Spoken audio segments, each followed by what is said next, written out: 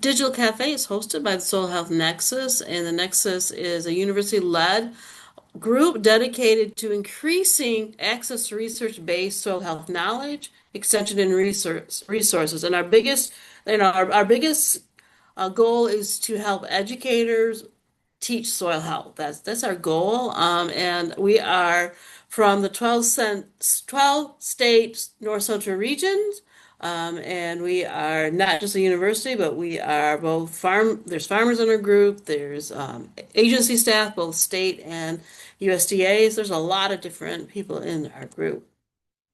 So for our digital health, what we do is we have a presentation and go ahead during our presentation and put your questions and answers in the chat box. And when we're done, we will address those. And after our question and answer time is up, we do divide up into break rooms. We have 5 breakout rooms, researchers, educators, agencies, farmers, and students. And you will put yourself in that breakout room. We will walk you through how to do that so you decide which breakout room you want to go into.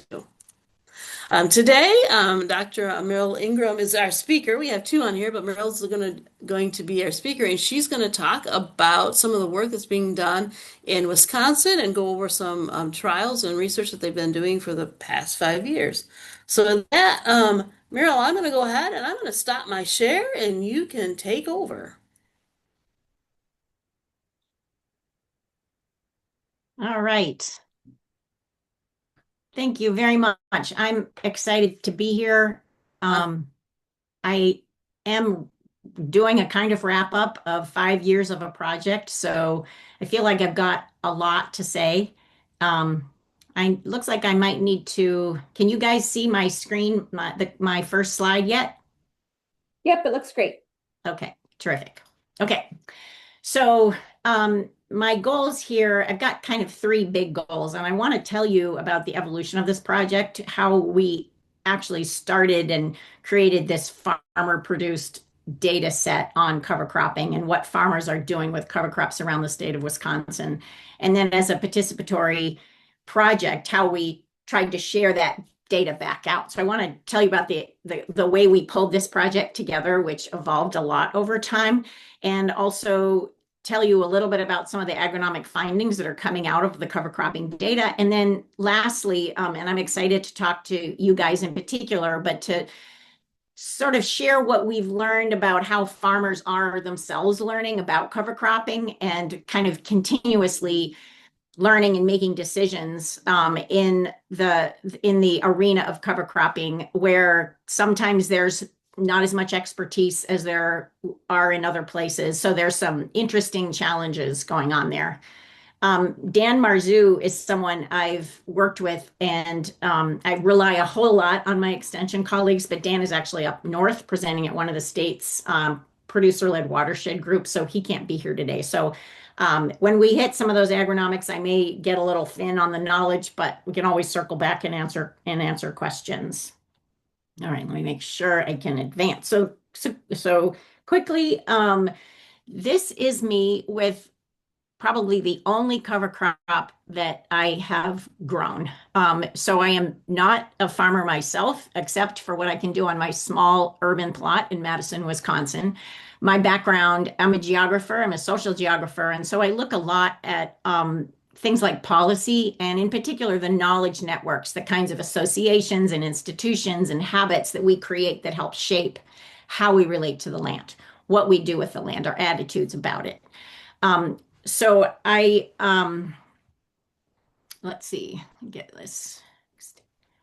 I also got involved in this project back in 2020, and Margaret Chrome led a survey of agricultural educators around Wisconsin at that point, and the 90 or so folks who responded made it pretty clear that in general there is quite a bit of interest in cover crops, but that people had very uneven responses in terms of whether or not they had the local information that they needed in order to answer people's questions about cover crops. much of the data on cover cropping was coming from research stations, which is helpful. But of course, if you're a farmer, there's often a lot of details missing and a lot of information about cover cropping that isn't as easily transferable. And of course, farmers like to learn from other farmers.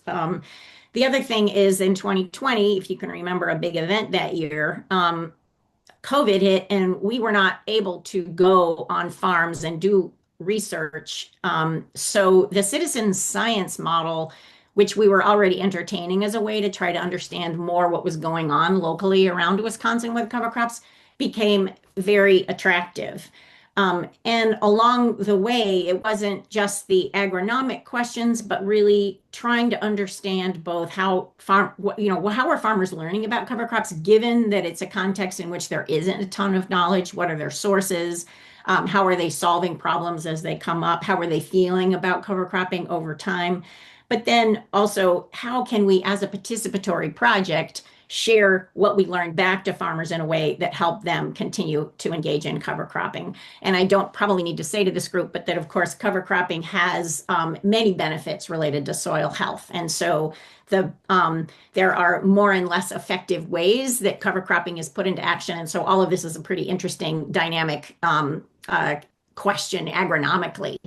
But to say a quick word about the participation, this is a spectrum and really helps just sort of make the point that the more one is interested in trying to deliver information to a community to help that community take action, the more important the community's involvement in the project becomes. And you will see sort of actual dedication of resources. So you can kind of look at your budget and see, what am I giving in order to facilitate the information and the support in terms of helping people make decisions off of this. And I think this is it's a pretty dynamic spectrum, and it's always interesting to kind of see it as something that's got different dimensions. So it's not a black and white situation.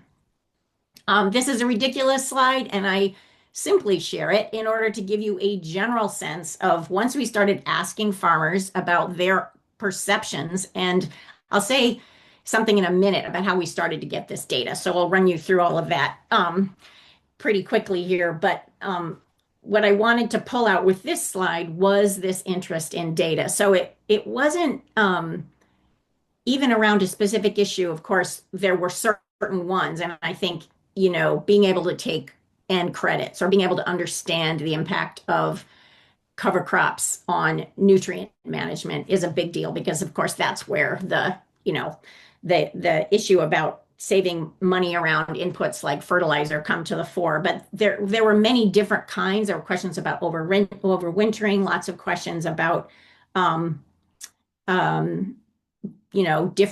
different mixes, different species for certain kinds of jobs. And overall, it was just measurable data usable to a farmer, and data that we can all understand and that are explained. And to me, those were that is what I heard loud and clear, and which I sort of thought, we don't actually know what that is without asking. And so part of our participatory effort was in the surveys and everything else, we were asking people, well, what does data look like to you? How do you define data?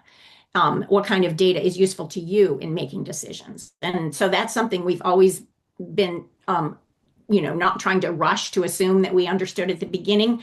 And then also asking along the way, what other questions might you be asking if you were in charge of this project or something like that? So that what kind of issues are you most interested in? So that was another part of the participatory piece, was trying to listen to our audience and shape the project as we went along. But essentially, again, I kind of mentioned this in the beginning, but very interested in how people are using and what the agronomic results are, what's happening on the land out there. Also very key, how are farmers sustaining themselves in this context? Because of course, the more you learn about cover cropping, the more complicated it gets in some ways. And you really understand why there is actually a high rate of, they call it dropout or disadoption. But I think there was a Purdue study that just came out of commodity farmers that indicated that over 50% of farmers have tried cover cropping, and a lot of them do not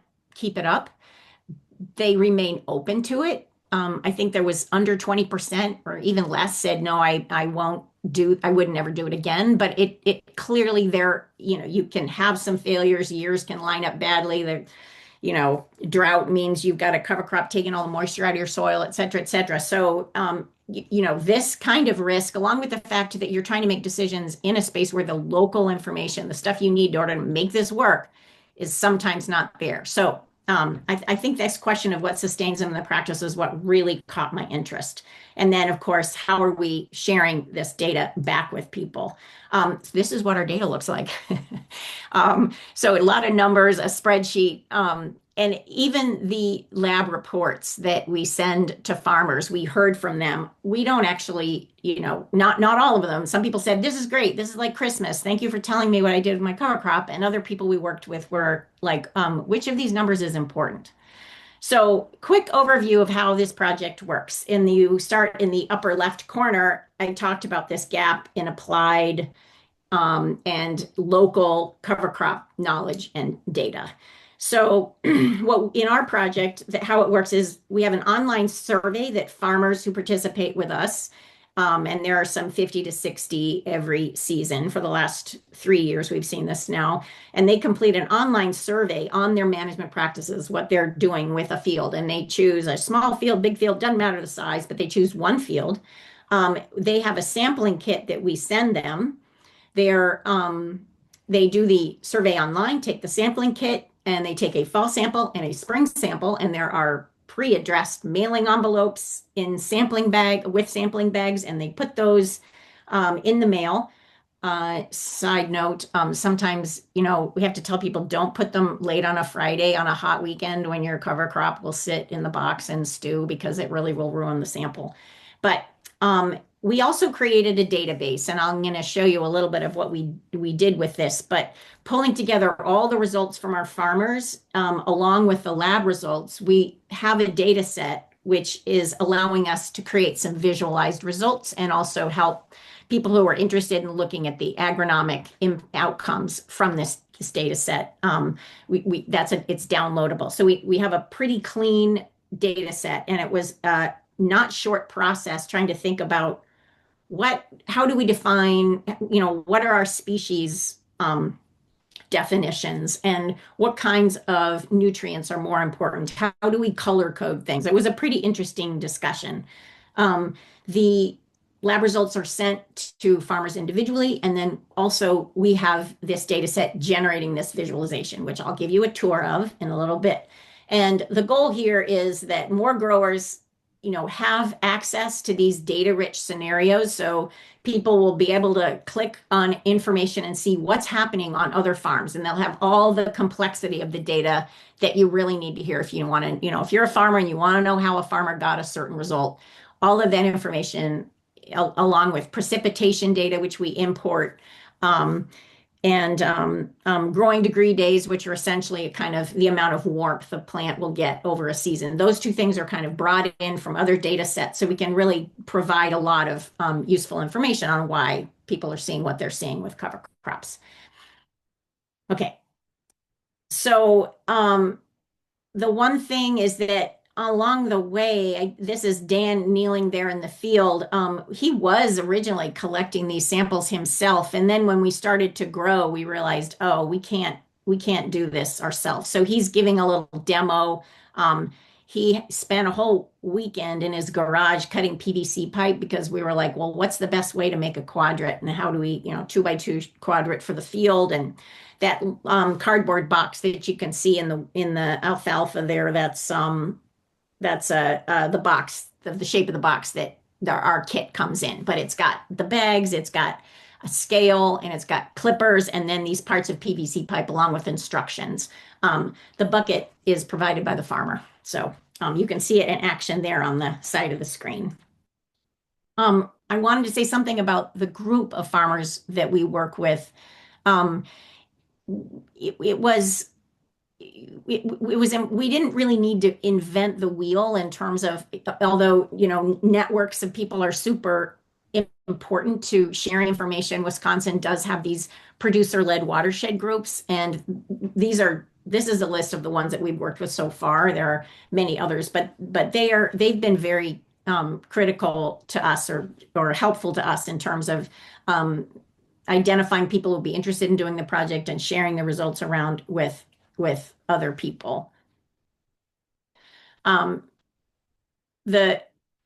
The kinds of people that we work with are diverse in some ways. They range in terms of experience from 1 year to over 25 years of cover cropping. As anyone who's run a citizen science-like project knows, you're going to have a kind of core group of people that show up every year and are always dedicated and respond quickly to things. And we certainly saw that with this project with some 15 to 25 people who have shown up repeatedly. But in addition to that, we have a kind of outer ring of people who have come and gone a little bit. And then always, every year, there are people who show up for 1 year and then leave. So I do think we are working with a selective group of people. In other words, these are people who are already doing cover crops and they're willing to share. So that is certainly not every farmer, and that I think that's important in that we are not thinking here that the experience of these farmers will represent some of the challenges of all farmers with cover cropping. But I also think, well, we can learn a lot about what's possible because these folks are out there, trying to make it work and constantly experimenting, as I will say, is really interesting. As they're trying to do things that farmers care about, like lowering the cost of inputs, building soil health, very important for people. So there's it was interesting. A lot of this came through the pictures, but a lot of interest and passion sort of from these farmers. And I feel like what we can learn from them will help a lot in terms of education and reaching out to more people because we can begin to understand some of the finer grain challenges that come in this process. These are a couple of stats about our participants, a quick take on them, just to kind of show the number of people who have been with the project before, and that they're kind of diverse in sense of some of them are very small, just 3 acres. Some of them are over 5,000, and levels of experience range, again, a great deal. Okay, so now I think this is I am now going to take you on a little tour of the Wisconsin Cover Crop Data Network. So I'll give you a QR code at the end of this so you can kind of go visit yourself. But there's a way in from the Michael Field site. And I'm right now on Evans Geospatial, and we worked with Dave Evans in order to visualize this data. So this is the more direct way in. We will just go to the home page. Oops, wait, I didn't need to do that. Sorry, everybody.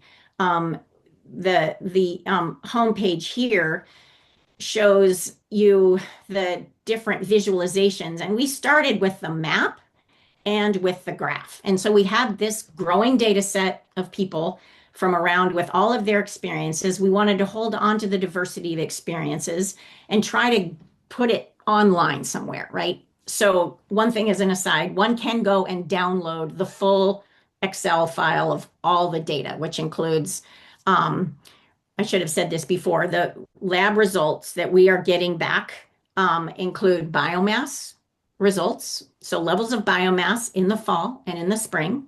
And then we are getting nutrient analyses, and we are getting dairy forage, essentially, sorry, not dairy, but forage quality results. So those are the kind of 3 buckets of information that we're getting. And of course, there's a lot to the reports for each one of those things. But if you were to come and visit here, you could click on any of these dots and gain some more information about how this farmer did. And this is a 2023 cover crop result.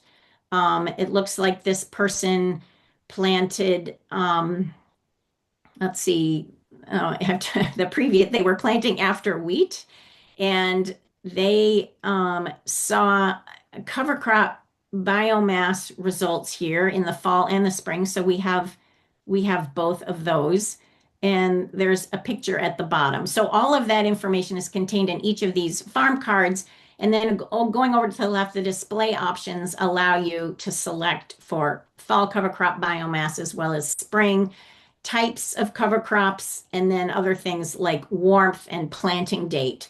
And you can also filter for all of those things on the left side. So say you go to cover crop species and you're really sort of curious about cereal winter rye. So this has cereal winter rye and mixes. And again, you'd click in and say, well, what's going on? Here's an oats cereal winter rye cover crop that was sampled in the fall and the spring 2025. And here's some results that we can see from this particular farm, as well as their tillage and whether or not they manured and other kinds of questions about how they got that result. So we also, as I say, did a graph, which I'll give you a very quick look at here. Again, cover crop types, color coded. You can do it by climate region if you were sort of interested in what's going on in sort of north to south differences. And again, lots of filters. So you can look at cover crop species, soil texture, prior crop, tillage, etc. And yeah, I think growing degree units is always sort of interesting in terms of, because that's the thing that people just generally say, if the longer it grows and the longer it's in the ground, the more biomass you're going to get. And of course, the trend line, we can even add that and see that in fact, that's what this data shows. And I always like to put that trend line in because this data is kind of messy. I mean, it's good messy. It's real world messy. But if you look at the trend line, at least it's echoing what we would expect to see, which is reassuring. So finally, in a focus group with some agronomists, people were like, this is a lot to click through. Farmers individually probably aren't going to be spending a lot of time. But one of the things that might help, as people are sort of saying, well, here's a farmer generated data set. What can I, how do I come at it? Would be, well, what if we were to create a number of scenarios that farmers might be interested in and sort these results, and these little kind of farm cards that would pop up. And so the 6 results that we really saw in our data were erosion control, nutrient scavenger, above ground nitrogen production, weed suppression, and then fall and spring grazing. And so if you take the time to dive in here, we explain how we defined each of those scenarios and how we selected for them. But one of the nice things is that for above ground nitrogen, as well as the fall and spring grazing, because we had costs for seed and planting costs, we were able to generate a kind of return on investment. So we have some economic data in here too, which I think obviously is really key. There are assumptions that the N is not always available. This is not a straight decision tool, but it really gives you a sense of the possibilities. And again, with each of the farm cards, you can really delve in and take a look, like, what are the numbers here? And I think that, yeah, the filters, just to mention, are soil and county, and you can select multiple. So if you were, Dane and I don't know, let's rock, let's see what happens. Just so even, just a couple counties. Again, we don't have a ton of data, but you can kind of see that you can see what people are doing in more of a local area. Okay, so I think now we will keep back and let me know if, I think I need to go back to my slideshow. Okay, good. Okay, so now I will do a quick run through of what we're seeing of this data and end with some thoughts about the decision-making space and kind of continual learning about cover crops, which I'd love to talk to you guys about. Biomass thresholds, working with folks at UW, Dan Marzu helped create this, but a big question with cover crops is, what's happening in terms of mineralization and nitrate and phosphorus loss in particular. And it is this is spring. This is just from a couple of years. We don't have as much spring data yet. but we are getting it, and I think we'll be able to learn more. But you can see both that we do see farms that are hitting those thresholds, and so they're able to do certainly some erosion control as well as nitrate leaching and phosphorus loss. And then we can learn about, what are the challenges, what are people planting, and what's happening. Relative forage quality, for those of you who know something about this, all that I know is that 150 is a good number. And so I can't say too much about the differences in the, species planted and other things. But if relative forage quality is sort of a aggregate of a number of different factors in terms of whether there's good food out there, there seems to be some pretty good food out there across different kinds of cover crops, which will be of interest. And another thing that we've looked at is this mineralization question and C to N ratios. And this is just a little bit of a teaser. So more research has to be done, but people want to delve into why there were there were higher C to N ratios in the South, in the southern counties. And we use, it's Highway 29, I think, but the 45th parallel is sort of how we think about North and South in Wisconsin. So, if you look at different cover crop mixes and you're seeing a great deal of difference with certain mixes, why is that? So that's those are some of the kinds of questions that we can get at better and better as the data set grows. A lot of the data that I was interested in was about farmers working in this space. And I think of the cover cropping space as one that may not stay this way forever, but because I think as more people gain more expertise and more professionals move into this space, then it will be less indeterminate. But when there is a lack of information and people are trying to take a system which works really well to, produce a commodity, and they're trying to change it in certain ways and work with a cover crop, there's effort there, and that effort is I think is important to sort of understand in different dimensions. And I heard so much about how every single year farmers learn, and I honestly, this is just slightly more advanced than a word cloud, so we're working on it. But if you can take a look at this and imagine this in sort of a three-dimensional space, if we're trying to expand beyond a simple linear adoption curve where you've got people who are slow and people who are fast, and say, well, actually, what we know about cover cropping is that a lot of people try it and stop. We know the kinds of knowledge that are required for building soil health are diverse, right? And I'm just quoting stuff in literature. But for example, farmer networks of decision making, when you want to do something new, you have to go find new research, new information. And how are you going to go do that? How are you expanding what you know about soil health and bringing that new kinds of information in? So that's a kind of another arena.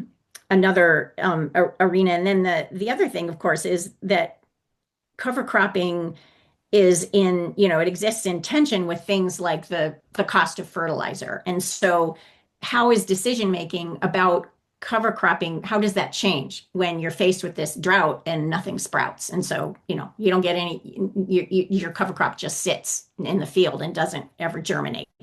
So I thought that by trying to see it as very dynamic, and I haven't tried to plot anybody on this yet, but my idea here, which I would love to delve into with more minds, but if we think about risk, and this is what I saw in my comments, that there's ways that people are like, well, it's very slow, take it, and other people are like, don't be afraid to challenge the norms. I do cover cropping because I can do different things and be comfortable. The other thing is people talked about, they literally said, I believe in it. I cover crop because I believe in it. Whereas other folks were like, well, it's a case by case basis. It's a field by field basis. So if profits really tanked, I wouldn't do it anymore. Where other people were like, I asked one year, what would it take for you to quit covers? And the response from some people was like, well, if I die. So, there was that kind of spectrum. And then finally, the way in which people talked about building their expertise. So many people were like, well, trial and error, trial and error. It's my own work. I really, it was they really talked about the kind of personal end of it. At the same time, there were people who mentioned the way in which they found out expertise outside. And so, the question is, how can these kinds of if we're thinking about these as like dimensions, expanding this decision space, how can they help us in designing programs and responding to people as they're moving back and forth, taking on the risks of cover cropping and this job of continuous learning. And I do think that the local knowledge, all the ways that we're improving our tools for reading, nitrates or sorry, nutrients in the soil, and all the rest of that there's another question here about data, about the digitization of so much of the agricultural landscape. And ultimately, can we help people feel comfortable and in control of that landscape so that they see themselves as producing data and they see themselves as consuming data? And I think that was one of the big ideas behind the digital dashboard. So the one last thing I wanted to say here is that I learned about Dave Evans of Evans Geospatial through the Green Cover Program in Minnesota. And he did some really nice visualizations for their results on cover crops around the state. And then the Great Lakes Cover Crop Project is with Etienne Sutton, who's done a whole region-wide citizen science-based effort to gain information on cover crops. So, maybe ultimately what might happen here is to sort of get a larger database and a larger representation sort of region wide so that the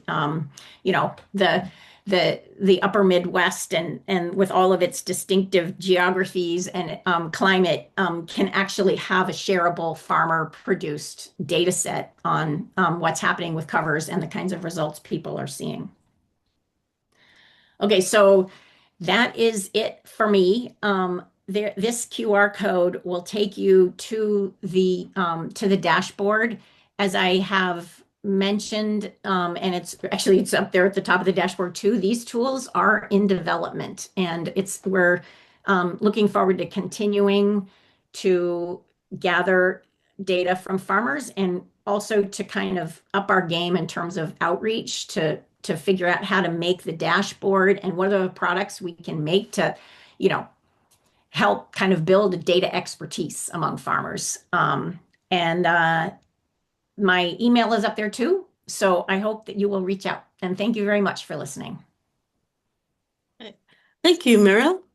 At this time, we're going to go ahead and go to a little time of question and answering. There are some questions in the chat box. I'm going to go ahead and ask. And when these questions are done, please feel free. If you have other questions, either put them in the chat box or open up your mics and you can ask the questions directly. So the first question came in from Carl about a link to the site, and thank you for Chris for putting the link in. So we've got that in there. Next question, let me scroll down here, is from Mo, and question is, so at what point does a cover crop species turn into a weed control problem? Yeah, that's a very good question. And I think one of the places that will send a farmer running away.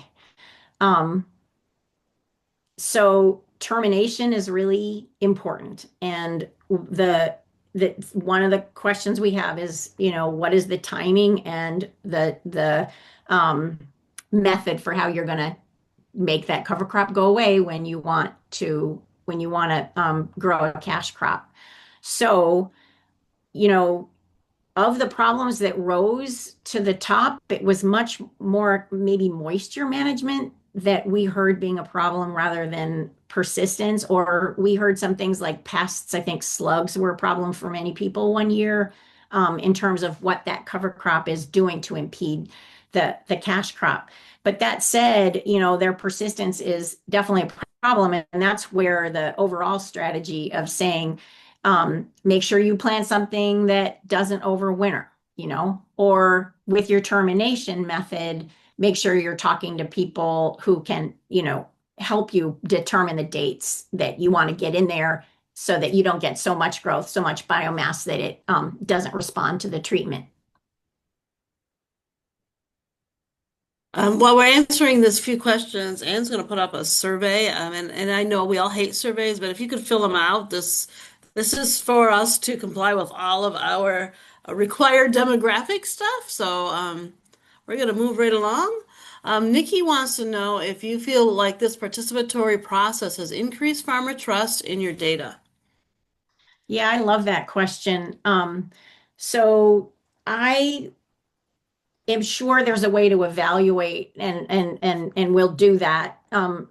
So I can answer sort of from a personal sense. In other words, I haven't done a, you know, formal evaluation on the question of trust, but I do think that that as an issue was one of the sort of driving ideas behind the participatory citizen science effort, right? So that knowing that farmers like to hear from other farmers, and then trying to be very transparent about why we were doing what we were doing and how we were available for answering questions, and how we were protecting people's privacy and what we were doing with this data. And so I feel, again, I'm feeling, right? I don't have data, but it was the ambition to have this be available right back to people and to answer questions. And, presented on this at the W-Wash conference, which is this next week at the Dells. I mean, I think there are ways that that I get the sense that farmers do like the idea of their own, sort of having their own data and knowing, where it comes from and having all of those details. So we tried to hold on to those details. And then I guess the last thing I'd have to say is that I just have benefited enormously from a sort of steady support for this project, which is the Soil Health Alliance for Research and Engagement. But it has meant that it has been me for 5 years. Nicole Tauchis is the agronomist with Michael Fields Agricultural Institute, which is my home base. Does a lot of really great work in the region around supporting soil building and agriculture, sustainable agriculture. And Nicole Tauchis, who's got great agronomic chops, so she will be joining me. But it's the fact that we're sort of the same people showing up over and over and taking the time to chase things down. Like, hey, you didn't fill out the survey and we didn't see any samples. I'm now texting you for the third time and just tell me, and then like, no problem. Of course, life happens. Or, yeah, no, it's really good to hear nothing germinated and you couldn't sample because that's actually great data. That's not failure. And so I think my idea is that the trust is emerging and that we're sort of trying to invest in the space this way, right? Sort of the social part of data. Thank you. Tina is wondering what's your next steps to this project. Yeah, thank you. We put in an AFRI proposal, which was a lot of work as well as kind of a lot of fun, just because it was allowing us to think about what we would like to do next. And at this point, it would have been fun to show you a little bit about the survey part. So you can log in as a participant and answer the survey. What we would like to do is to build on that. There's a number of things, but for example, so that you would log in and you'd be able to see your own results and graph or play with that data so that it would be like your own dashboard as well as being able to see it with other people. We would actually like to extend what we do in terms of data expertise. We'd like to develop videos and fact sheets and some outreach work in different dimensions that will help people work with data and help people who are new to cover crops as well as long time users of cover crops. How do I start getting more information about what's going on in my fields and use that in my decision making. And I think working with farmers to develop that. So we have these long-term participants. We've been working with them for over 5 years. And as I say, when you have a 76% repeat rate with 50 to 60 people, that's a really nice group. And again, we've got a seriously wonderful group of farmers there who I think can help us reach out to more people. So I think capitalizing on the 5 years that we've had in terms of the outreach is a lot of what we're thinking about. The last thing I would say is I do think the region-wide idea would be fun, and in terms of kind of sharing cover crop results across the region, that are producer created, and I think that the visualization of data is an interesting question. Where else? Like, could we do this with soil sampling and soil health visualization different ways? And might that be a good way to kind of augment educational efforts? I think that would be fun to lean into.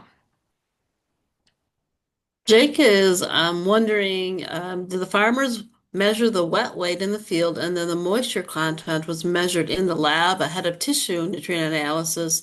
And he also wants to know what brand of infield scale you used. Okay. With the last question, I have to go back and look at the receipt because Dan Smith and then Dan Marzu bought those. So I can't tell you. And then the next question, I don't have the chat up, so I'm not sure I'm quite interested. But Yeah. like, how is soil moisture measured? Was it measured wet in the field by the farmer, and then the moisture content was measured in the lab Yeah. ahead of tissue analysis? Yes. Yes, Okay. that's correct. Yes, it Okay. was, it was weighed with that scale ahead by the farmer in the field, and then the rest of it the lab did. Yes, dried it and then took yeah. I think Atina has a follow-up question from her previous question, and she wants to know if returning farmers choosing different fields to enroll each year, or are they using the same fields? Yeah, this is also another space it'd be fun to lean into in the future. I think often people are choosing different fields. Farmers are, it's just really interesting, the kind of curiosity at work when you're talking to people on a regular basis. And so someone was like, I mean, we got this all the time about, can I do a second field this year? And at first I was resistant. I was like, well, I only have so much money. And then I finally realized, like, duh, they're kind of telling you what they need. Mhm. So one of the things we'd really like to do would be to have us, sort of encourage that side by side thing with two fields. But in general, our data is really reflecting farmer practice, not single field change, from a particular field over time. It's showing you how a human is making decisions and using cover crops on their land over time. So yeah, the data is definitely, we don't know that it's from the place. And one other thing about privacy is the data is anonymized. So there is a map, but it's just a fuzzy general, spot. And it doesn't actually say exactly where a farmer is. Carol, you have a question or a comment? Yeah, can you hear me? Yep. Yes. Hello, Mrill. How you doing? Good, Carl. It's nice to see you. Yeah, good to see you too. My question would be, can you parse the data um, between people just basically doing corn and beans and having struggles with cover crops in northern climates versus a more diverse rotation, allowing more chance to get some cover crops in there? Yeah, good question. Yes, we have people give us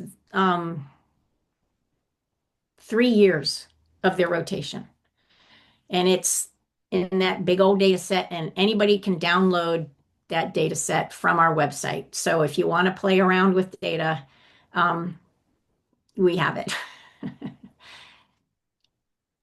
Okay, good. Thanks. I mean, it's one of the problems is Yeah, in northern climates, corn bean, there's just not out of room. yeah, Um, the other thing is, well, I'll skip that for now. But anyway, yeah, there's challenges depending on what you're growing.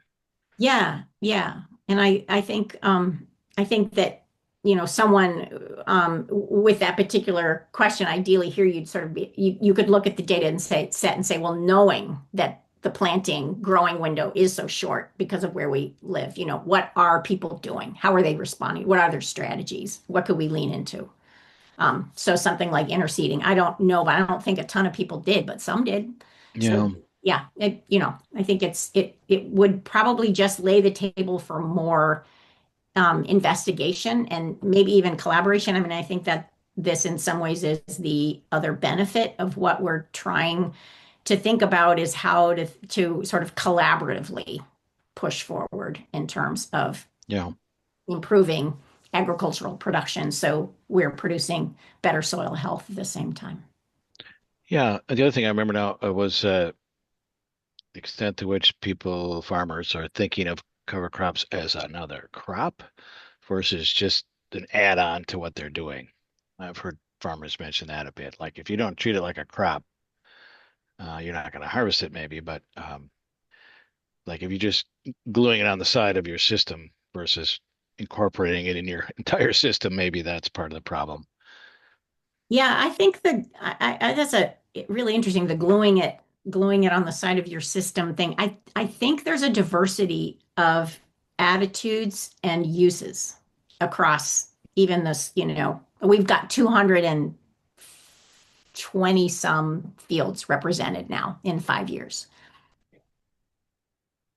Not including fall 2025, spring 2026. So that will give us more fields. And I think among that it's, I don't know.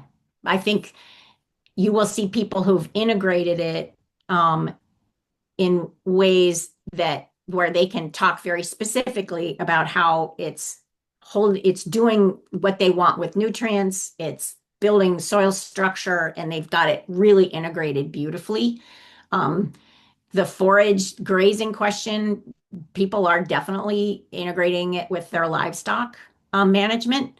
But I think other people are just, they're kind of figuring out, well, in my 3-year rotation, I can kind of stick it on the side of the system and it does a little bit of good stuff, and that's great. So I think it varies. Well, it definitely varies. It reminds me of promoting no-till. Well, I tried that once and it didn't work. Well, I always think in terms of baking bread. If you see somebody that spent their life baking bread, they don't measure, they just throw stuff around and their bread comes out perfect. I'm going to make bread for the first time. I measure everything exactly and it's awful. So I'm not going to do that again. I think there's something to be said for experience and just kind of knowing. You don't even know what you know sometimes. Yeah. So, Yeah. And can data help this? I mean, yeah. I totally agree. There's sort of a bunch of gut level responses, but one of the things that I feel like would be a great it's my interest is sort of if you imagine this not as a one and done, but that people are allowed to go in and leave this space because it didn't work, but they come back, right? So that's going on. People are coming in. Like what is it that will help them come back and actually, try it, knowing also that cover cropping, it's not only not always very easy or straightforward depending on your ambitions with it, but it can backfire. So I think it is a space that's got a lot to teach us about ongoing learning, ongoing experimentation, yeah, as well as about just the kind of nuts and bolts about cover cropping. Right. Thank you. And I'm going to switch sharing a little bit here. And we're going to go on.